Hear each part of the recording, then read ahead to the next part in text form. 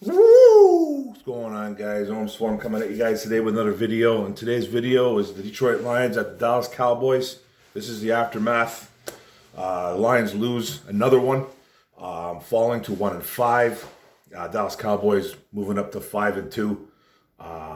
Green Bay Packers lost yesterday in the NFC North. Who else? Chicago plays tonight. Minnesota's on a bye. In the NFC East for the Cowboys, the Commanders won, the Giants won. So that's the NFC Beast is what they're calling it right now. So Lions lose this game though. In Dallas, Texas, 24-6. Lions get embarrassed in Dallas. Offense non-existent. Defense actually played a little bit better this game. They were kind of in the game for up until about middle of the third, end of the third. They're playing decent defense. They played better defense the last two games, the last go at it. So still not a good defense, but playing a little bit better. We had some injuries during the game. We lost Amon-Ra St. Brown in the first quarter after one catch. Went into concussion protocol. On top of everybody else that we were missing. And we were missing a lot of guys, especially on offense too, right? So, but the stats, quarterback Jared Goff, who was horrific yesterday, by the way, and we will get into that. He was 21 for 26, completing 80% of his passes, a lot of short stuff, 228 yards, 0 touchdowns, 2 interceptions, sacked 5 times. O-line didn't play very good in pass pro, but that's a really good D-line and just a good front seven from the Dallas Cowboys.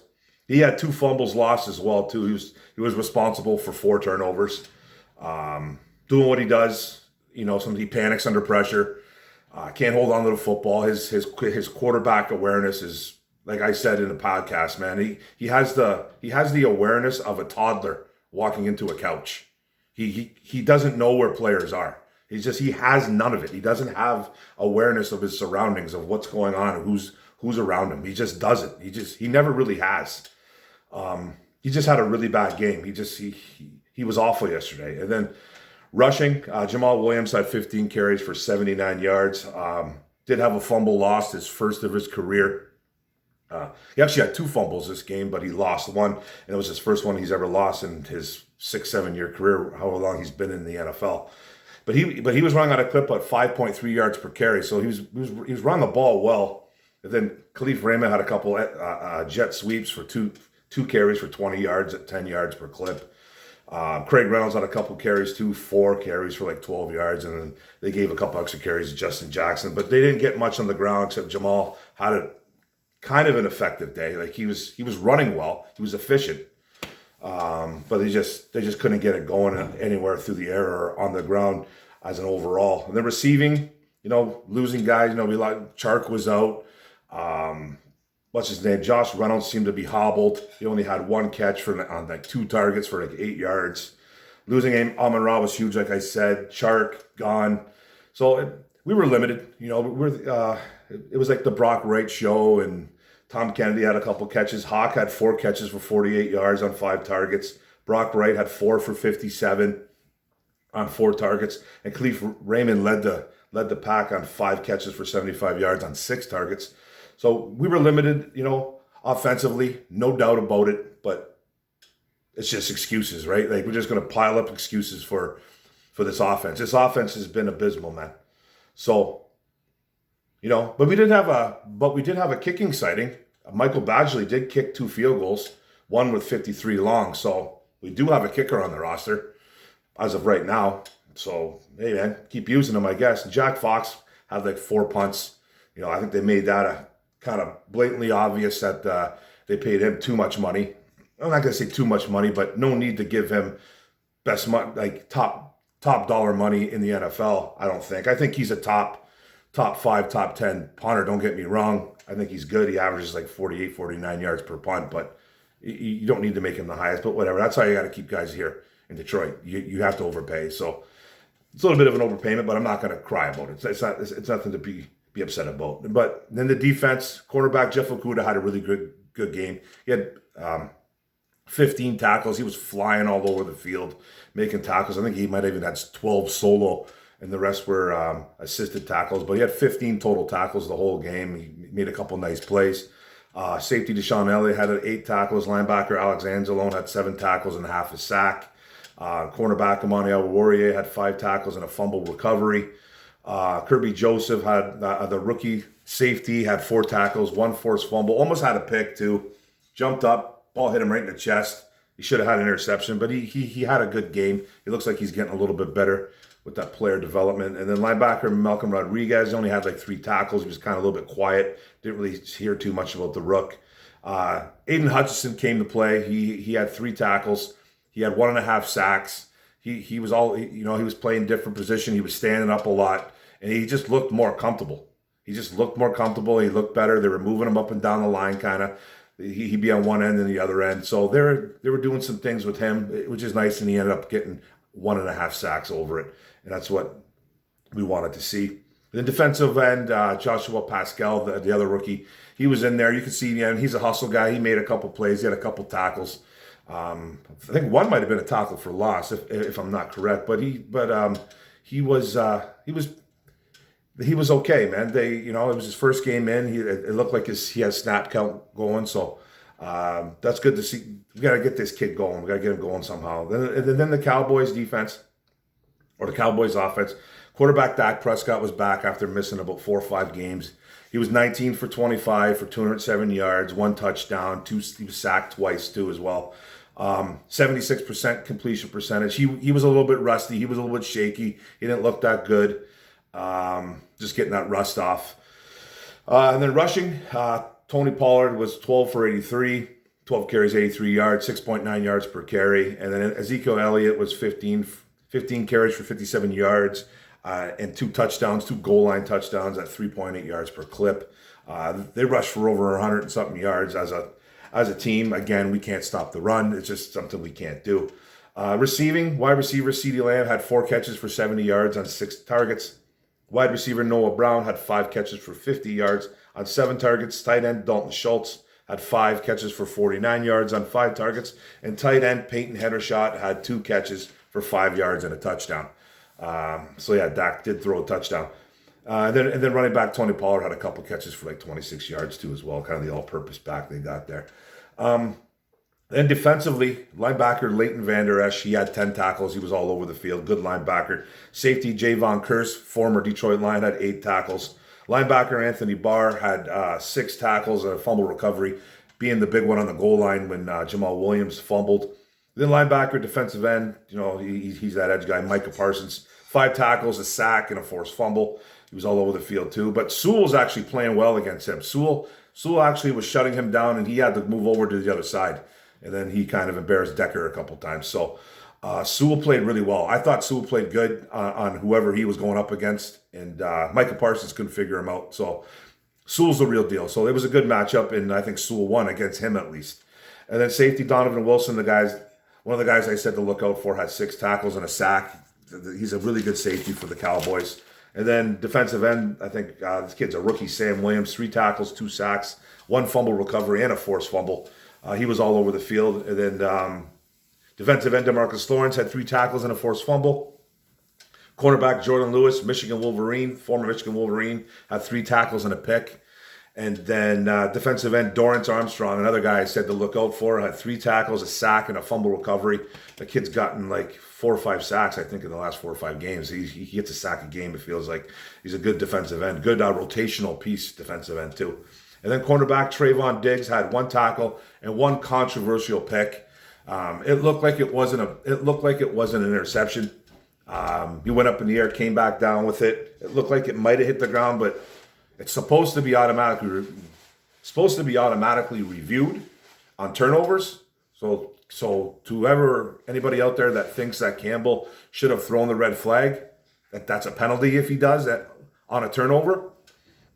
So you can't do that. That's supposed to be automatically reviewed. It wasn't even reviewed on a turnover. So I don't understand that. Even the guy on the TV, one of the TV referees, whatever they call that they talked to during the game, he was like, I don't understand how that's not at least looked at. He goes, it should have been looked at. It looked like it could have hit the ground, but it is a little bit close, but it looked like it could have hit the ground. I don't know why they're not reviewing it, and they never did. It's just, and I'm not going to complain. I'm not going to sit here and complain about the refs to you guys, I thought they did a horrible job in this game. But it's not the reason why we lost. But they were bad. There was some questionable calls and questionable non-calls. So it's just, but I'm not making an excuse for this dog shit football team. I'm not. So, yeah, then that was it, man. I'm going to talk some Lions Owens and talk some Lions defense. Lions offense was absolutely non-existent. Again, that's 2 weeks in a row, 2 games in a row. You know, we had 2 weeks to prepare for this Dallas team. And I know they're a great defense, and they are. All phases, man. Secondary, linebacker, defensive line. You can't score more than 6 fucking points. Like, I'm sorry about swearing, but, you know, I'm not supposed to be doing that. But you can't score 6 damn points. Like, you score 6 points. You can't score any more than that, I mean. That's what I meant to say. You can't score more than that? Come on, man. Like, I understand that they have injuries up and down this line. Up and down this team, especially on offense, man. Guys like Amon-Ra leaving early. Chark leaving early. No Swift. You know, you got a couple guys dinged up on the O-line, but the O-line still is playing good. Even though Dan Skipper was in there, he made a couple blunders, but, you know, he's been pretty good for a reserve guy. But it's like, you have to score more points, man. You've been blanked out with no touchdowns for 8 quarters now. 2 games. You scored 6 points in 2 games as an offense. You can't go from being this high-powered offense for the first 4 or 5 weeks, whatever you want to call it, and then completely take a dump in the bed for the last 2. They have been awful. Jared Goff has been terrible alone. Okay, and he deserves every single bit of criticism that he is about to get. He deserves it all. He's been responsible for 6 or 7 turnovers himself in 2 games. He was responsible for 21 points yesterday. Giving the ball up, throwing blindly into coverage, making stupid throws, not having a big enough arm, making it in a Trayvon Diggs getting on that. Like his decision making has been terrible for 2 weeks. Terrible. And there's no justifying it. But I'm sure someone will come in here and say, hey, man, it's that high-powered offense. No, I don't want it. They're not high-powered right now. Right now, they're not. They're terrible. And it's not just Goff. It's the whole offense. Like, what's going on with Ben Johnson? Like, you have to figure this out. This has to get figured out. And this was what I was worried about in my videos the last couple times I was making videos. I think my last preview on this game was, I hope that this offense hasn't been figured out. They got figured out, man. They got figured out yesterday. That's for damn sure. Okay? That is absolutely for damn sure. I don't know if the Cowboys looked at the Bill Belichick video and what they did, but they blanked this team. They blanked them. And I don't want to hear the injuries excuse, because this guy's making $30 million, Jared Goff. Figure it out. Ben Johnson, figure it out. You have to figure it out. And if you're so worried, go get a wide receiver. Trade for one. If you're so worried about this offense. I don't think they should. But this offense has been dog doo-doo for the past 2 weeks. It's terrible. And then the defense, they're bad too, but they've played better for the past 2 games. It's so odd. This organization just doesn't make any sense, this team. They just don't. One's got to be bad, one's got to be getting better. It's never, they can never be at the same level, improving at the same time. It's like the defense was so bad in the first month and a half, whatever, out of football, month out of football, and then the offense was killer. Now the defense is improving a little bit, not much. They're still bad. Don't get me wrong, but you can't give and take. Like, it's got to be. You want to be doing it at the same time. Now the defense has played a little bit better, and it's just there's still nobody making plays on defense though. Hutch came to play. That was good. They stopped I'm not going to say they stopped the run, but Ezekiel Elliott, 57 yards. Tony Pollard, 83 at a 6.9 yards per carry. I'm not going to say they stopped the run, because they didn't, but they were at least a little bit better. It looks like they were doing some different things. Keeping Hutch up, it was something they should have done months. Like, they should have been doing this into training camp months ago. I don't know what took these guys so long to do that. Like, I'm sure he was playing a little bit up in training camp, practicing like that, but he's had his hand in the dirt for 4 or 5 weeks. Now he stands him up and he gets 2 sacks almost. 1.5 sacks.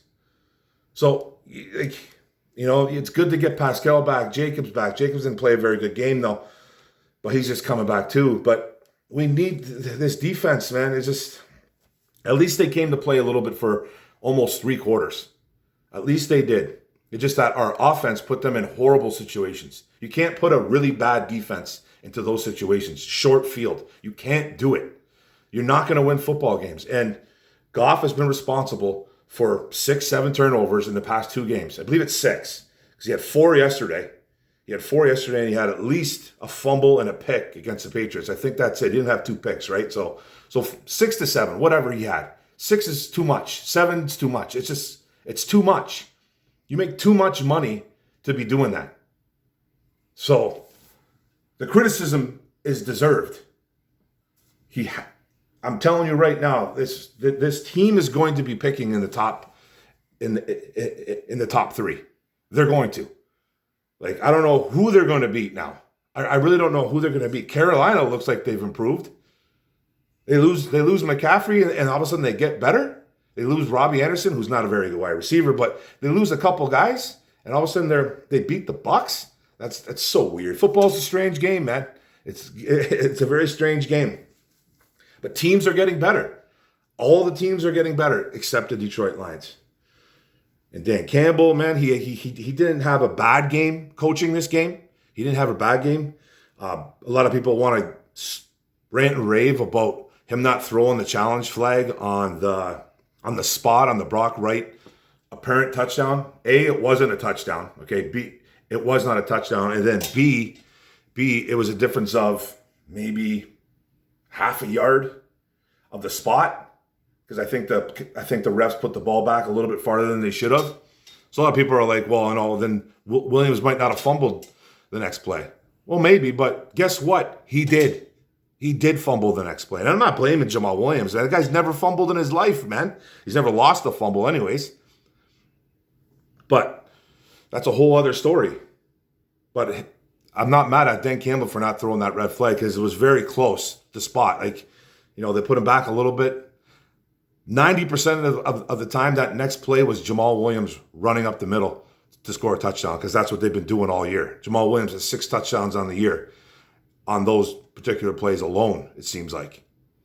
At least 4 or 5 of them are goal line plunges. So I got into a huge argument with, apparently, just so stupid, man. It's like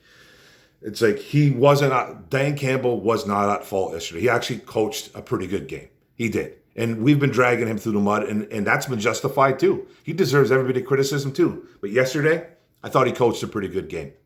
And I thought Aaron Glenn coached a pretty decent game.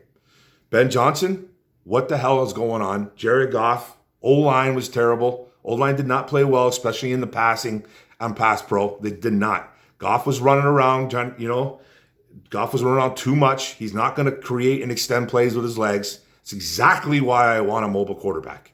Just for this particular games like this.